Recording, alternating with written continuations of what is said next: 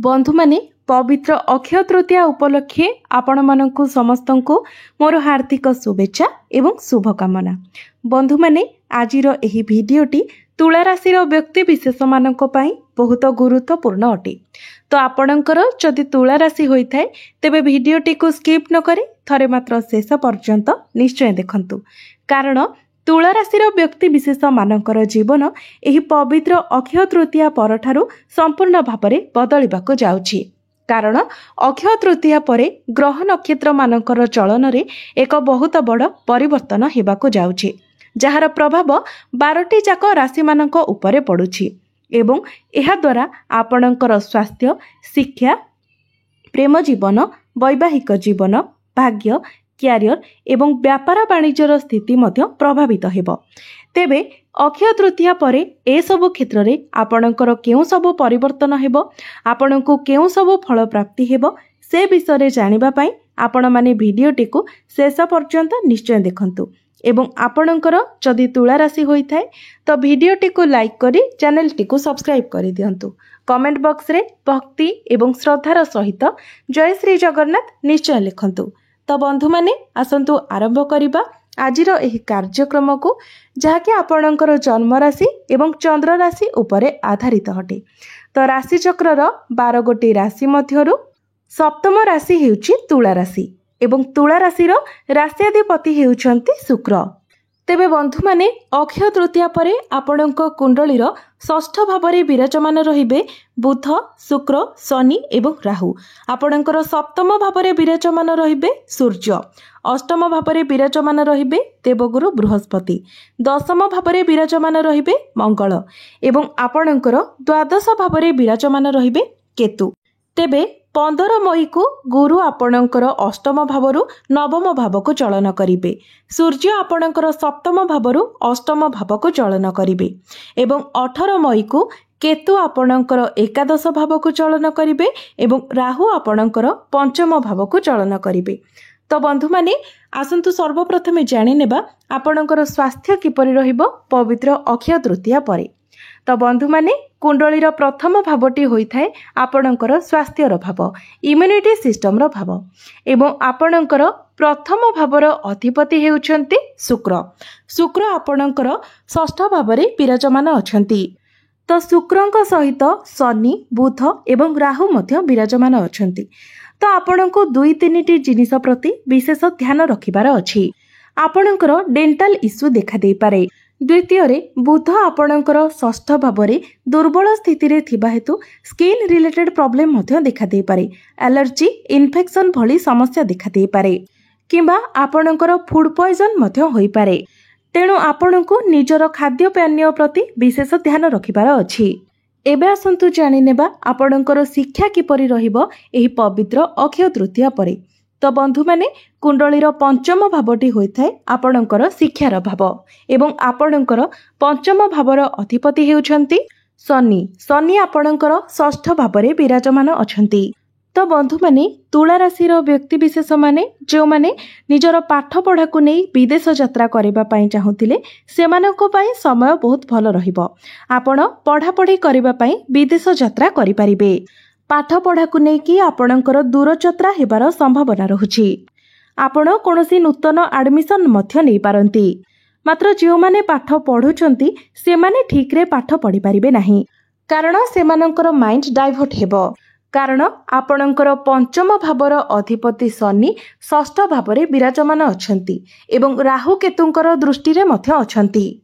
तेणु पाठ पढ़ारे आपणकर मन लागिबो नाही, बारंबार आपण अन्य मनस्क होई जिबे। तेबे एथिपाई आपण निश्चित भावरे प्रतिकार करिबा उचित। तो प्रतिकार गुड़िक आमे भिडियो शेष रे जानिबा। एबे आसंतु जानिबा आपणकर प्रेम जीवन किपरि रहिबो एही अक्षय तृतीया परे। तो बंधु माने कुंडलीर पंचम भावटी आपणकर शिक्षार भाव हेबा सहित पंचम भावटी मध्य होइथाय आपणकर प्रेम जीवनर भाव। तो आपणकर पंचम भावर अधिपति हेउछन्ति शनि। शनि आपणकर षष्ठ भावरे विराजमान अछन्ति एवं आपणकर प्रथम भावर अधिपति शुक्र मध्य आपणकर षष्ठ भावरे शनिक सहित विराजमान अछन्ति। जहा फଳରେ आपणकर प्रेम जीवन बहुत भल रहिबो। आपण दुई जण मिसी केउआडे बुलाबुली करबाको जाई पारंती। आपण दुई जणक मध्यरे भल पाइबा बढ़िबो। आपणक मध्यरे बॉन्डिंग स्ट्रांग हेबो। किंतु राहु एवं केतुंकर दृष्टि रे शनि एवं शुक्र रहुतिबा हेतु आपण आपणक प्रेम जीवन रे तृतीय व्यक्ति को आसीबाको दियंतु नाही किंबा अन्य कहार कथा सुनी आपणकर पार्टनर को डाउट करंतु नाही। भूले मध्य तृतीय व्यक्तिर कथा को आपणक मध्यरे आसीबाको दियंतु नाही, नचेत आपणक मध्यरे समस्या आसी पारे। एबे आसंतु जानिबा आपणकर वैवाहिक जीवन किपरि रहिबो एही पवित्र अक्षय तृतीया परे। तो बंधु माने कुंडलीर सप्तम भावटी होइथाय आपणक वैवाहिक जीवनर भाव। आपणकर सप्तम भावर अधिपति हेउछंती मंगल एवं मंगल आपणकर दशम भावरे विराजमान अछंती, जहा फଳରେ आपणकर वैवाहिक जीवन एही अक्षय तृतीया परे बहुत भल रहुछि। गुरु मध्य खूब शीघ्र आपणकर नवम भावको चलन करिवे, जहा फଳରେ आपणकर वैवाहिक जीवन सुखमय रहिबो। आपणक मध्यरे भल पाइबा बढ़िबो, तालमेल भल रहिबो, आपण परस्पर को बुझी पारिबे।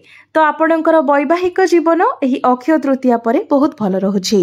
आपणकर जीवन साथी तांकर कैरियर को नेकी ट्रैवल करि पारंती, तांको उपरे कार्यभार टिके अधिक रहि पारे। एबे आसंतु जानिबा सबुठारु महत्वपूर्ण विषय वस्तु आपणकर भाग्य, कैरियर एवं व्यापार वाणिज्यर स्थिति किपरि रहिबो एही पवित्र अक्षय तृतीया परे। तो बंधु माने कुंडलीर नवम भावटी होइथाय आपणकर भाग्यर भाव। तो आपणक नवम भाव अर्थात भाग्य भावर अधिपति हेउछंती बुध। बुध आपणकर षष्ठ स्थान रे दुर्बल स्थिति रे अछंती। तो अक्षय तृतीया परे आपणको सेतेटा आपणक भाग्यर साथ मिलिबो। तो जदि आपण किछि बड़ कार्य करिबा पई चाहुछंती, किछि बड़ डिसिजन नेबा पई चाहुछंती, कोनोसी इन्वेस्टमेंट करिबा पई चाहुछंती, किछि बड़ जिनिस किना किनी करिबाकू चाहुछंती, तो वर्तमान किछि समय पई आपण एहाको स्किप करिदेबा उचित।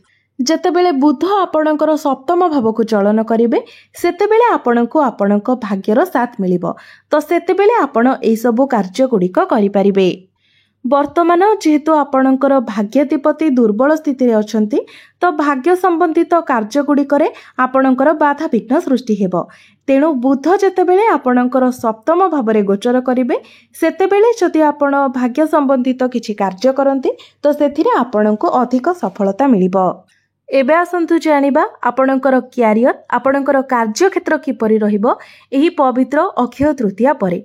तो बंधु माने कुंडलीर दशम भावटी होइथाय आपणकर कैरियर भाव, कार्य क्षेत्रर भाव। आपणक दशम भावर अधिपति हेउछंती चंद्रमा, जे कि प्रति 2 दिन रे निजर राशि परिवर्तन करिथांती। तेबे आपणक दशम भावरे विराजमान अछंती मंगल, जहा फଳରେ आपणक मध्यरे टिके एग्रेशन रहिबो, आपणक उपरे कार्यभार मध्य रहिबो, आपण टिके शॉर्ट टेम्पर होई पारंती। किंतु कार्य क्षेत्र रे आपणको आपणकर बॉस एवं सीनियर मानकर सपोर्ट मिली पारे किबा आपण सेमाननको किछि सपोर्ट करि पारंती। गुरुंकर दृष्टि द्वितीय भाव उपरे रहुतिबा कारणरू आपणकर कम्युनिकेशन स्किल्स बहुत भल रहिबो, आपणक मध्यरे ज्ञान बढ़िबो। जदि कम्युनिकेशन रे आपण कार्य करूछंती तो सेथिरे आपणको बहुत अधिक सफलता मिलिबो। सरकारी क्षेत्ररू मध्य आपण लाभान्वित हेबे। जदि आपण सरकारी क्षेत्र रे कार्य करूछंती तो सेथिरे मध्य आपण सफल हेबे। जदि आपण डिटेल नो काम करूछंती, डेवलपमेंट रो कार्य करूछंती किंबा रिसर्च बेस रे कार्य करूछंती तो ए सब कार्य आपणक पई बहुत भल रहिबो। तेबे कार्य क्षेत्र रे आपणकर काहा सहित टिके जुक्ति तर्क होई पारे, किंतु जुक्ति तर्क ठारू आपण जेते पारिबे दूरे रहंतु एवं आपणक पछरे जदि किछि पॉलिटिक्स चालुची तो ताकू मध्य आपण अवॉइड करंतु। बिजनेस रो कथा जदि कहिबा तो बिजनेस मध्य आपणक पई एवरेज रहिबो। बिजनेस आपणकर जून मासरे अधिक भल रहिबो। आपणकर एही अक्षय तृतीया परे मे मासरे आपणकर बिजनेस रे टिके खर्च अधिक रहि पारे। जेतेबेले बुध एवं शुक्र आपणकर सप्तम भावरे गोचर करिवे सेतेबेले आपण आपणकर बिजनेस रे ग्रोथ देखिबाको पाइबे। सेतेबेले आपणको आपणक बिजनेस रे बहुत अधिक सफलता मिलिबो, लाभ प्राप्ति हेबो। तो वर्तमान आपणको किछि प्रतिकार करिवार आवश्यकता रहिछि। एही प्रतिकार गुडिक करिबा द्वारा जहा सब अशुभत रहुछि से गुडिक खंडन होई पारिबो एवं आपणको अधिक मात्रा रे शुभ फल प्राप्ति होई पारिबो। ସେଥିପାଇଁ ଯେହେତୁ ବୁଧ ଆପଣଙ୍କର ଦୁର୍ବଳ ସ୍ଥିତିରେ ଅଛନ୍ତି, ତେଣୁ ପ୍ରତ୍ୟେକ ଦିନ ଆପଣ ବୁଧଙ୍କର ବୀଜ ମନ୍ତ୍ର 108 ଥର ଜପ କରନ୍ତୁ। ପ୍ରତ୍ୟେକ ଦିନ ଶନିଙ୍କର ବୀଜ ମନ୍ତ୍ର ମଧ୍ୟ ଆପଣ 108 ଥର ଜପ କରନ୍ତୁ। ପ୍ରତ୍ୟେକ ଦିନ ଆପଣ ବିଷ୍ଣୁ ସହସ୍ର ନାମର ପାଠ କରନ୍ତୁ ଏବଂ ପ୍ରତ୍ୟେକ ଦିନ ଆପଣ ଉଦିତ ସୂର୍ଯ୍ୟଙ୍କୁ ତମ୍ବା ପାତ୍ରରେ ଜଳାର୍ଘ୍ୟ ଅର୍ପଣ କରନ୍ତୁ। ନିଶ୍ଚିତ ଭାବରେ ଆପଣଙ୍କର ଅଶୁଭତ୍ୱ ଗୁଡ଼ିକ ଖଣ୍ଡନ ହୋଇ ଆପଣଙ୍କୁ ଅଧିକ ମାତ୍ରାରେ ଶୁଭତ୍ୱ ପ୍ରାପ୍ତି ହେବ। ତ ବନ୍ଧୁମାନେ, ଆପଣଙ୍କର ଜୀବନ ମଙ୍ଗଳମୟ ହେଉ, ଏହା ହିଁ ଈଶ୍ୱରଙ୍କ ନିକଟରେ ମୋର ପ୍ରାର୍ଥନା।